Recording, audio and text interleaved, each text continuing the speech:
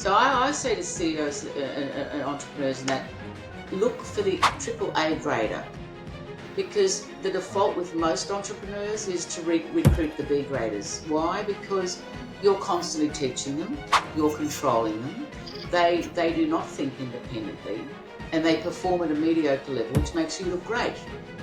Not the recipe for a big, strong business. Surround yourself with people who are smarter than you.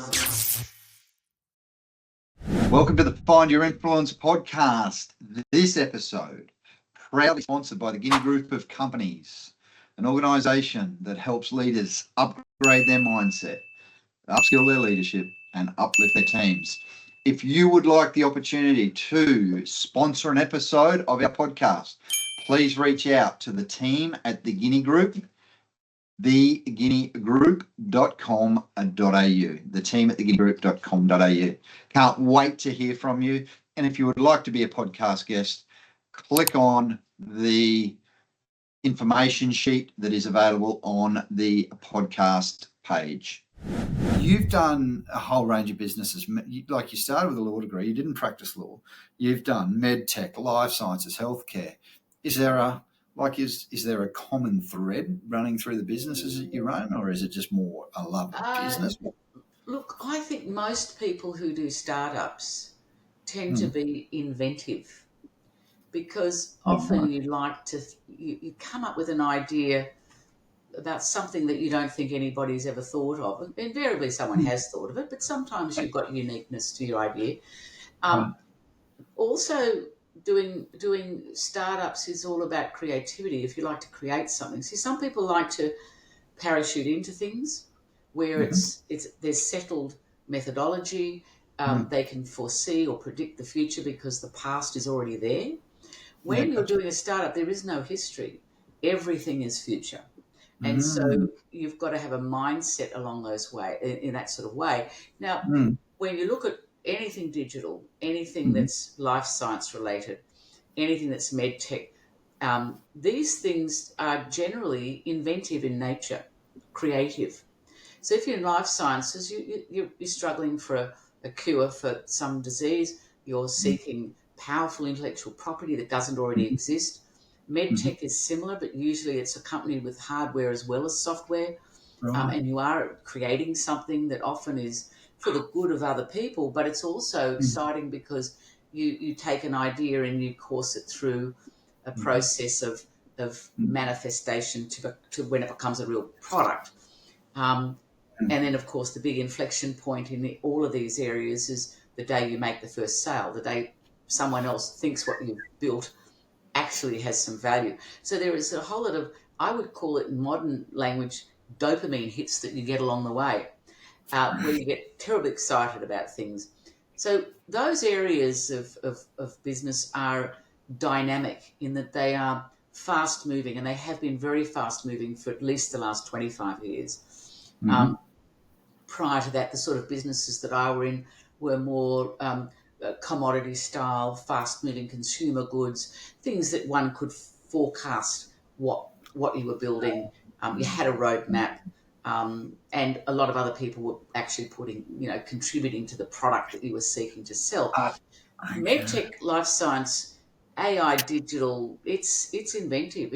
Everybody who's going into it is creating a new pathway, or you're a fast follower trying to do something extraordinarily better than the predecessors. So that's what I like about it. It's also got bigger challenges because the hill is a big climb. Wow. Thanks for sharing. Great answer. One thing you talked about earlier in the interview was around funding and getting funding. I've done 2 7-figure startups, which have been pretty cool fun. This is the second one. I've never got funding, so I've always been self-funded, which is, I don't know whether that's good, bad, or ugly. It's obviously stifled our growth, which is okay. How do you influence investors? How do you get someone, just for everyone out there, there'll be someone listening to this potentially who wants to know about how you go and get investment. What's the secret? How do you influence an investor? Well, look, the first thing is you've got to be investable. Now, a lot of people start businesses and they think their business is fantastic and their idea is unique and that everybody will love it. I always say to young entrepreneurs, I've advised well over 200 companies over the last few years, and I say to them, look, this is like, when you have your baby in the nursery and you think your baby's the prettiest baby, every other mother thinks their baby is the prettiest baby. Right, Think right. about your business that way. There's Mm. nothing special about it unless or until you make it special. And to make it special, to get other people's money is, you have to think, well, would I invest in this? And if you say, yes, I would, well, then unpack why you would. Investors need to know, one, is the place where you're asking them to put their money stable, well governed, properly analysed? Can you tell the story in numbers? I say to young companies, if you can't give me a good financial forecast, cash flow, P&L balance sheet, even if it's all forecast, I don't care. If you can't tell the story of your business in numbers, nobody will give you any money. The second thing is, how well is it governed? Do you have a board? Because entrepreneurs are fabulous people, but they're kind of spooky for investors, right? Because they're wild horses, and their view of risk is totally different to the view that money's risk analyzes itself. So you have to understand, they want to see a board, even if it's one other director other than you, who's governing what you're doing, who is objectifying your decisions. That's very important. Of course, then it's about identifying what is the DNA of the investor you're looking for. Not all money is equal. And I say to young entrepreneurs and startups and people looking to raise money, work out what kind of capital you want, then go look for it. Don't do it the other way around. You must work out what the pedigree and the DNA of your investors are, and do a match to that. It's like a Tinder process, swipe, swipe, swipe till you get to the right ones. It's not just begging for money. It's you begging for the right money and actually being strong enough to say no to the wrong money. How many entrepreneurs have that ability, Philippa? How many entrepreneurs do you know that got $1 million? Say, here's $1 million for your venture. No, I don't want it because you're the wrong person, or $100,000. Not many, but I do know some, and they've been heavily influenced by me, and it's been the right decision. Good. I love it. So here's the thing. This is nothing in this world is hard and fast. The key to success is to live comfortably amongst the grey, because black and white doesn't work in almost all areas of life. It doesn't work. But knowing what the black and the white looks like, then you can find yourself on the spectrum of grey. So when I say, is the money right or wrong, it's not always highly defined as right or wrong, but the devil could be in the detail of the agreement you strike. The devil could be in the detail in the demands that they place upon you. The devil could be in the detail in what their expectations are, which you simply cannot achieve. So what often happens is that entrepreneurs promote their business, they're excited about it, but when they're questioned deeply by the investor, it's clear there's going to be a clash of values. And when that clash of values occurs, and you take that money, that investor is going to be the bane of your life, because they are going to want to control it. They don't understand what they're investing in. I say to investors too, I advise investors, and I say, make sure you know what you're investing in. Don't invest in something that you don't understand. That's the golden rule of good investment. Understand where you're putting your money. So the two parties have to have a meeting of the minds. They may start off black and white, far apart, and then you can gently, gently, gently bring it together. So there's occasionally been that $1 million check available, but it's had so many toggles that it was not going to work. And being brave enough to say it's not going to work, and offering the other side the alternative to change their toggles, of course, that's a great way to negotiate, because that gives you some leverage. So it's a complicated horses for courses type of process.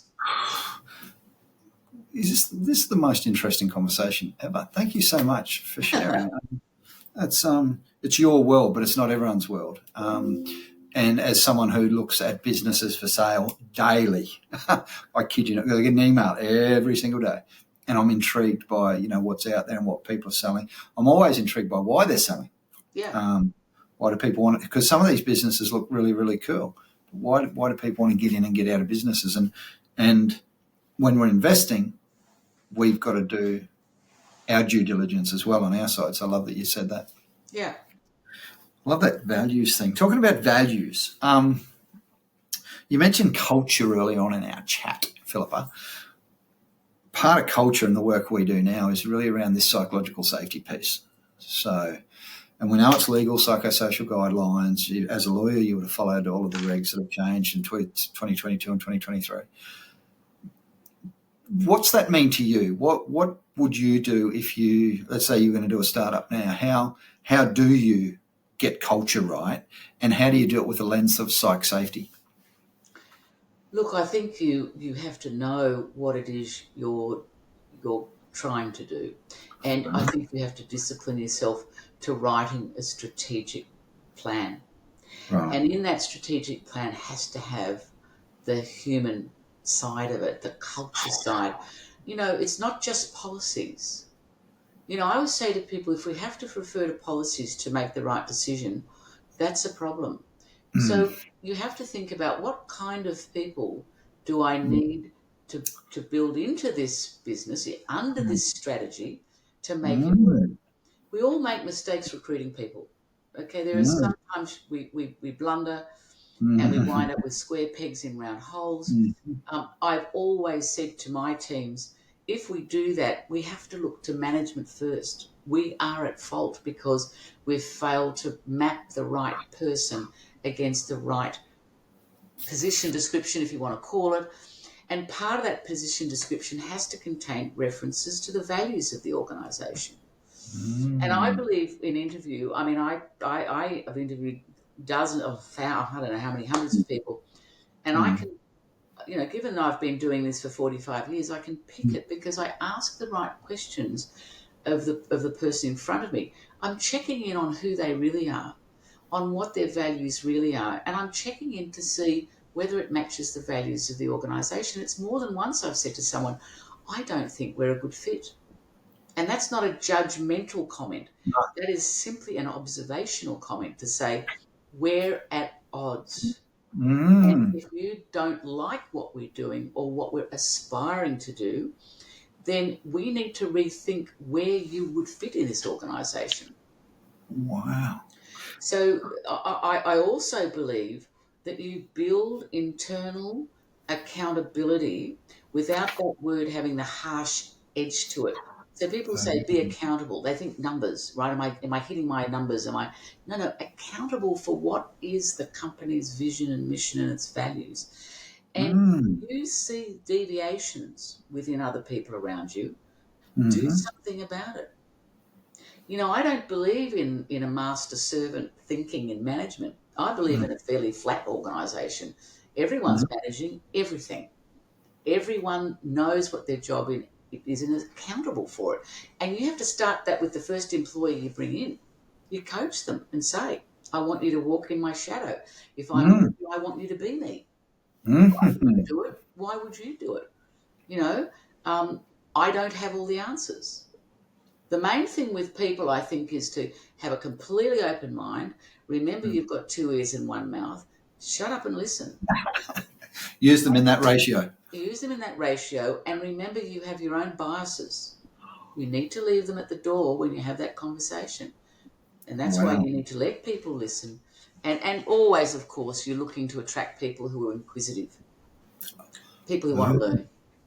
Okay. And I was going to say that. So you said you've interviewed so many people. You ask them very specific questions. You're looking for values alignment. I love that at the start rather than at the end. Too many leaders leave because our values don't align. Too late. Should have picked that up at the start. Have you got any specific interview questions, Philippa? Like, have you got the little gold one, like, sell me the pen, or, what are you doing today? I've done sell me the pen. I do what are your strengths and weaknesses, the typical ones. I like to explore a little bit about the answers. Typically in interview, You have a set of questions, you ask the question, the person answers them, you move to the next question. I delay on the questions. So I like to actually unpack their answers. So I use things like, give me an example of what you mean by that. Tell me about something that in the past. I want them to tell me a story.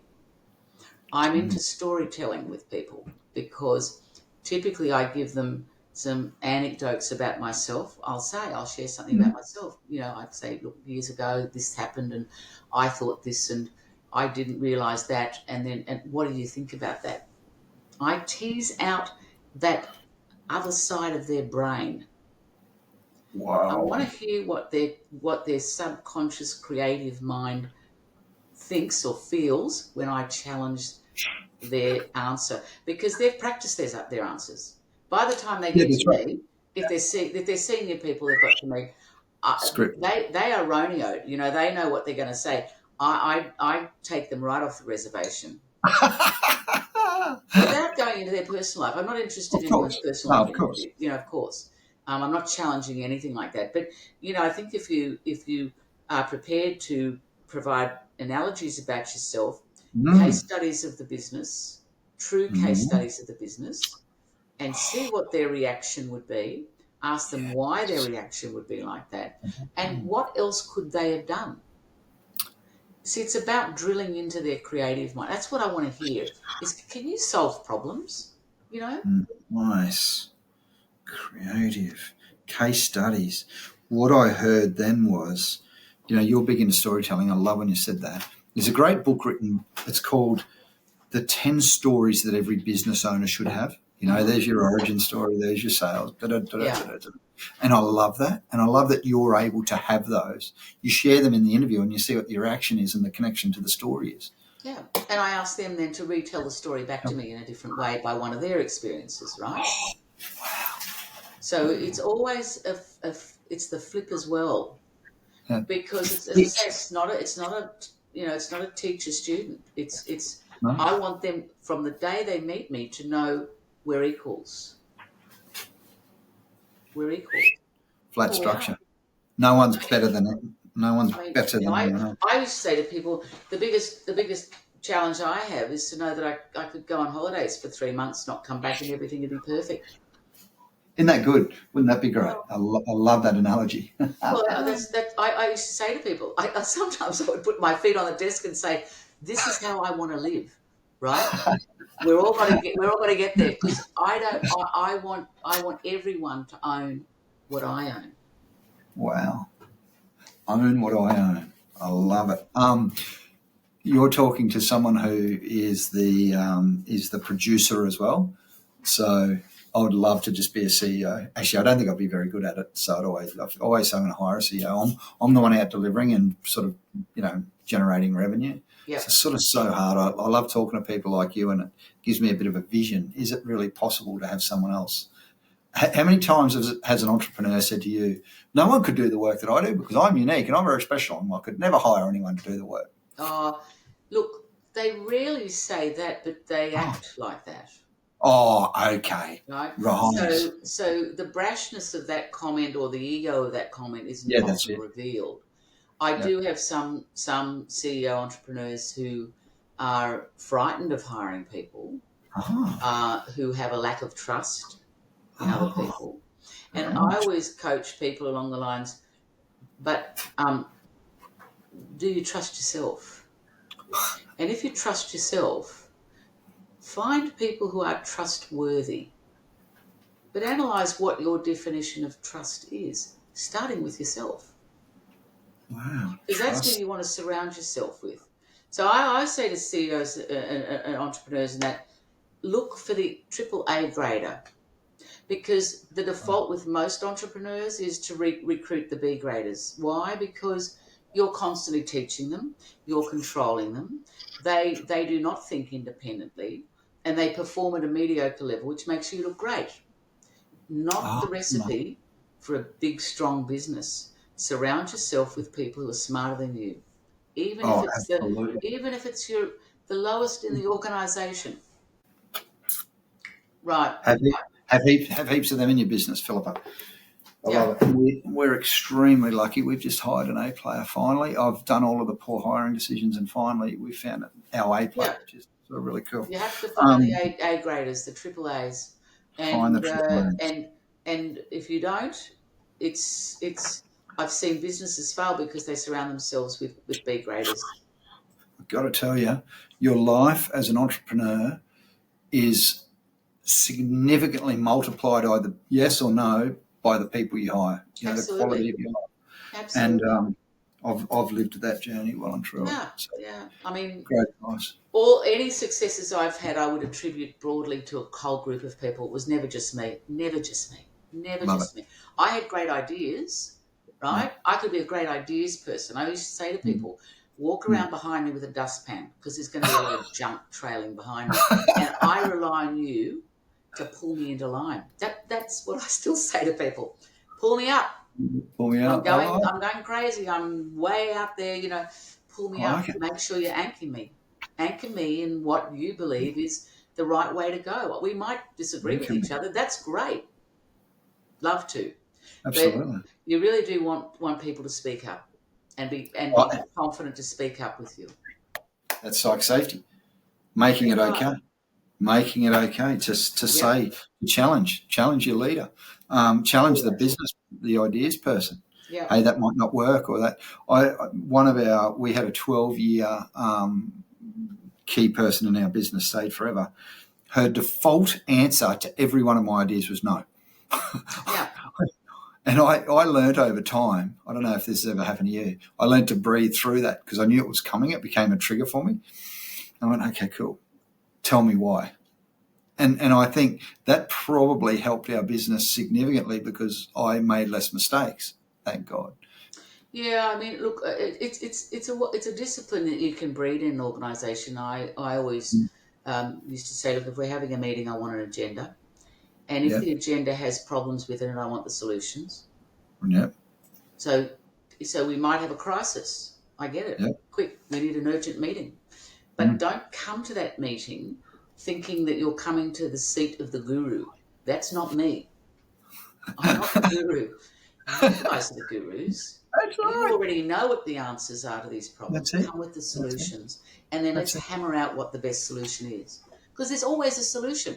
There's always a solution. Absolutely, Philippa. And in coaching, as you'd know, because you've coached over 200 humans recently, they've usually got the answer. They do. They don't. Do you know what? Talking about trust yourself, I've found that a lot of people with the answer don't trust themselves to actually give it to you because they're worried about what you think. It's like safety again. Yep.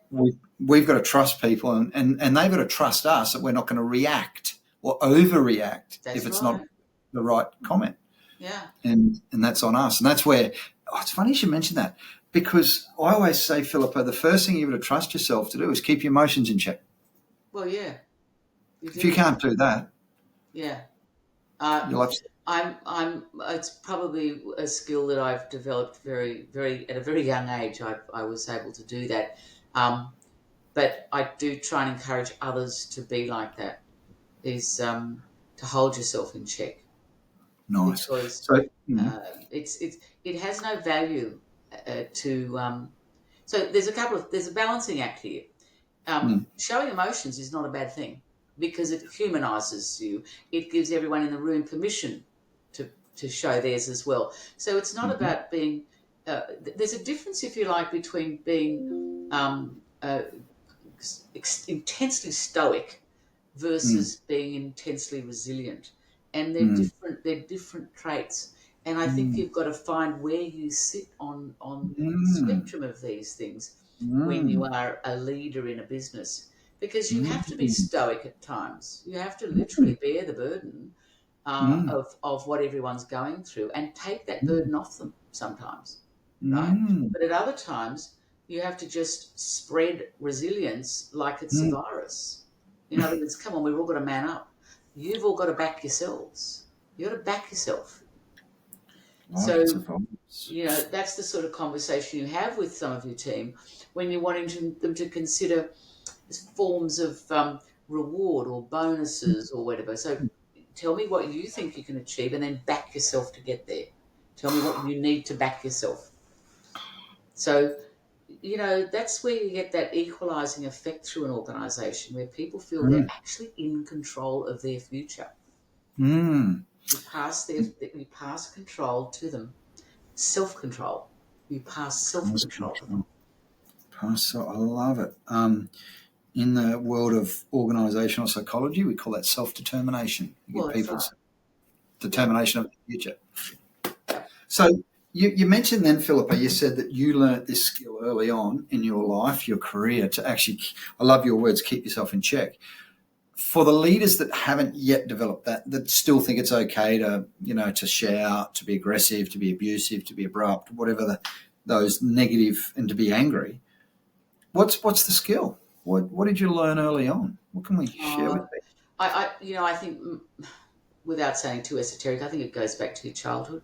I think Oh, you have to trawl deeply into your upbringing, how you were brought up, oh, and if anger or emotional outbursts or lack of control is your mm, default, you have to think a little deeply about where that's coming from. If you can mm, find out where that's coming from, and it's typically coming from some area of threat, you oh, feel under threat, you feel your opinions not being heard, you feel people ignoring you, um, you feel that only raising your voice will get your point across, then you actually need some coaching to deal with that. Of course, the first thing is to realize that you're doing it, because a lot of people have emotional outbursts as their first point of call to mm. communicate their frustration or their worry. It's usually linked to anxiety about something. And so I think you have to start with, what am I worried about? What's worrying me? And if it's the business or it's a personality case, you actually have to deal with it. If you're the leader, you have to deal with yourself to determine why you're doing it, and then try and implement changes in an organisation. There's nothing more powerful than going to a meeting with your senior people and announcing that you're going to make changes to yourself. How many people do it? Not But it's a many. very important trait to develop, because once a year you should be sitting down and saying, what have I done really poorly? Particularly in the area of people. I mean, it might be financial performance, it could be a whole Mm, lot of things, but in the area of people relationships and driving your leadership team to get outcomes, to be high performing, to be outcome focused, typically you'll find there's something, you've got deficits yourself and you still haven't sorted them out. But if you can actually sit down with your team and say, I know I've missed the mark on that. I know that problem that occurred, I should have seen that. Was my job to see that, and I didn't see it. So I want all of you to now think about, how I could have done that better. Send yourself to the slaughterhouse at least once a year with your team, I like that. because Send once us. they slaughter you, you can't. You've actually got to look in the mirror and see what they see. Wow. They see you sometimes as vulnerable, sometimes as fractured, sometimes as anxious, sometimes as angry. Well, do you see yourself that way? When they tell you, that's pretty powerful. And you better listen. Yeah, yeah. I've had people tell me things about me that gave me insights that I didn't know. Um, but no, I don't ever raise a temperature in myself. It's not Nice. something that I do. Nice. I I love it. I don't do it. Jesus. It's never served me ever, and I've never seen it serve anyone else well either. So when I Well said. see it, I always ask people, is that serving you? If it's not serving you, You heard it here from Philippa Lewis. Is that serving you? I love that team. And the answer actually is no. So, no. but we can see that. The person doing that behaviour sometimes can't, which is, I sometimes say, Philippa, no, I used to have it in my old Remarkable. Or have I got it on the back of this one? No, I don't. I had a mirror. I had mirror sticky tape, and I'd hold the mirror up, and I'd say, now, it's time for a little mirror check. Because you said that, you said before, people that don't see that in themselves need coaching, whether you're a leader or whether you're one of the team members. Yeah. if your behaviour hurts other humans and it's not serving the business and it's not culturally fit and it's misaligned with our values, that's a coaching conversation. Which You also have to remember, if you are the leader of an organisation, that you've got a lot of good people around you who really want the same things that you want. And you don't always have to be the person who's metering out the coaching or the wisdom or the punishment. You can actually identify key people in your organisation and bring them in, sit them down and say, listen, I've noticed that Mary Jones or Fred Smith, he is struggling. Now, I don't want to come down on him because there's no one past me. Once you get to me, it's a tricky conversation. But I would prefer you to have a conversation with him or her. I'd like you to do some investigation. I'd like you to really give them a fair hearing and see whether what they're struggling with is something deeply personal that's not got anything to do with us, or is it something internally in the organisation that they're frightened to tell us, but they're expressing it in a different way. You go talk to them because you're their equal, you're their mate, or you're their, you sit next to them, or you've been working on the project together. So you don't always have the answers yourself when you're the leader. In fact, 9 times out of 10 you don't have the answers, but your team do. And in a small team like ours, what I do to set our team up for success, and especially our key team members, get them external coaching, because I'm the only one that really sits above them. We've got a small team. So bring someone in that can help them grow as well. And as long as the coach and I are aligned, hey, this person gets great support. Yeah, well, coaches can be inside your organisation too, is what. Oh, of course. 100%. Yeah. 100%. Yeah. Agree totally. And they should be.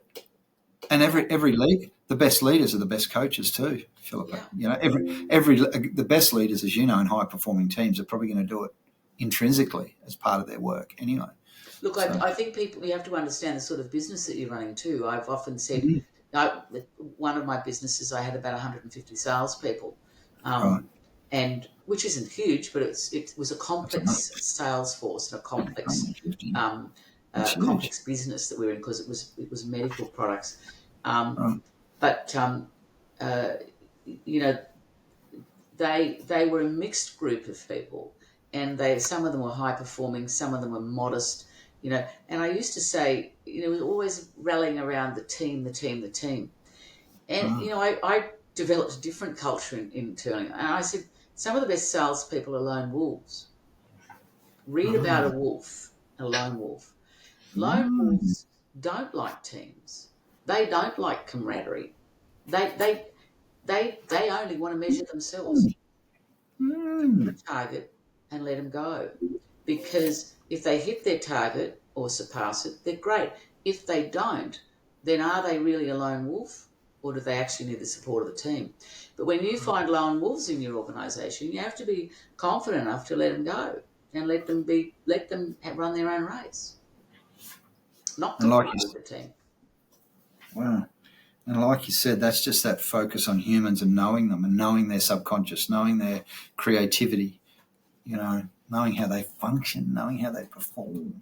Yeah, most people like the support of the team framework, but good top salespeople are often lone wolves. Wow. Thank you. That's for everyone listening, that's a great distinction. Some salespeople. We work with sales team, and you're right, I've got some people in my mind at the moment that I'm thinking about that. You'll always spot the lone wolf. How do you spot them, Philippa? What's the... Well, they're typically recalcitrant. Oh. But you see, you've got to be prepared to put up with a bit of that. Right. You've got to identify it if it's well-meaning, if it's well... That's what I was going to say. Right? Intent. If the intent is good, but they simply don't want to comply with the team thinking, they usually express very different opinions. They have a different approach. They come up with ideas that nobody can even understand sometimes. They're the outsider. They're always the outsider, but that's because they're the outsider. They often are not recognised for the skills and the benefits they can bring. So it's really about working out, are they just recalcitrant because they've got a personality that's objecting to any rules or any constraints, or are they thinking outside the square and they've got a lot to add? And in fact, what they do is they can often reconstruct parts of the process or the organisation because they're thinking very differently. But they're still a lone wolf. They want to work on their own. They don't want to have a boss. They don't want anyone telling them what to do.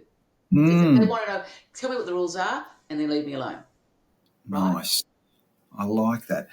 You're right. That makes sense now, because sometimes I've seen people in organisations and I say to them, you're an entrepreneur inside a business. Yeah. It feels like you're trying to.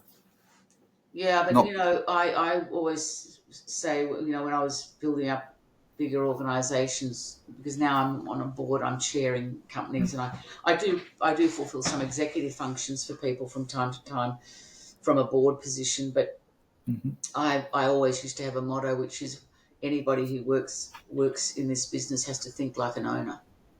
Oh, nice. So we used to say we think like owners.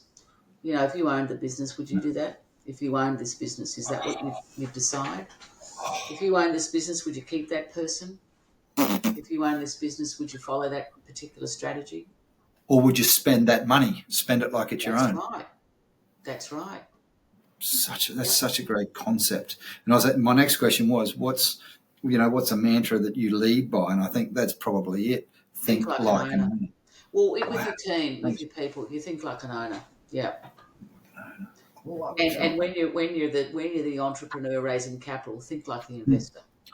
Nice. Right? Think like the investor. I like that. Philippa, you've been amazing. Thank you so very much. That's just been such a great conversation. Really appreciate your insights. One final question. Is that okay? Yeah. Who would you get on next? If you were Derek or myself and doing an interview series and we're looking to talk to amazing humans, who's our next interview series guest in your mind? Well, I've got someone who was a young entrepreneur when I first was working with her.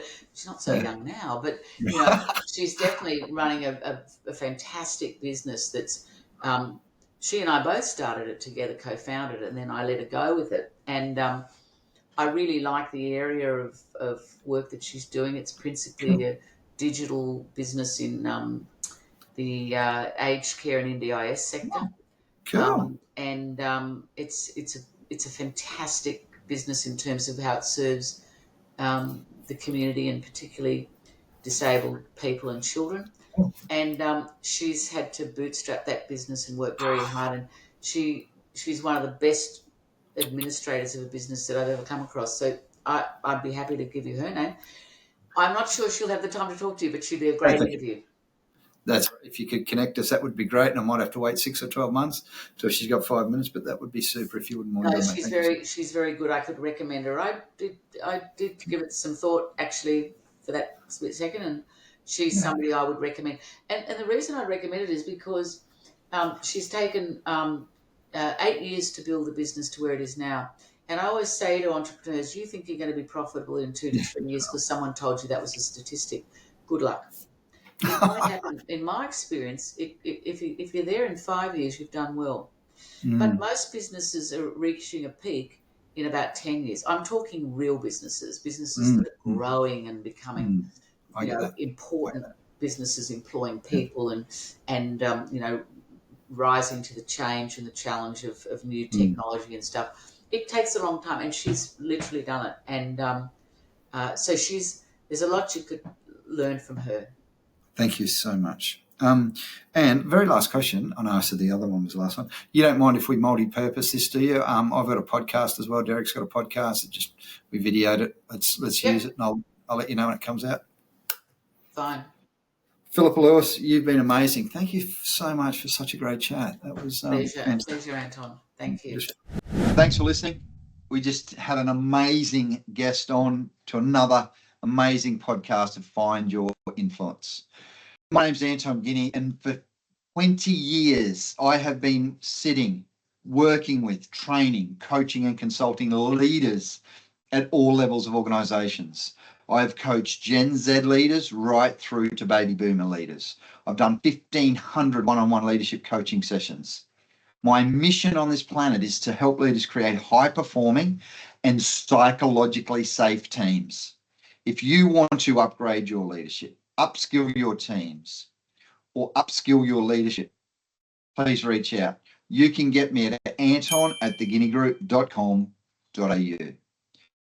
Please tune into our next episode. These podcast chats are amazing. The value and the information that you get will help you be more influential and help you be a better leader.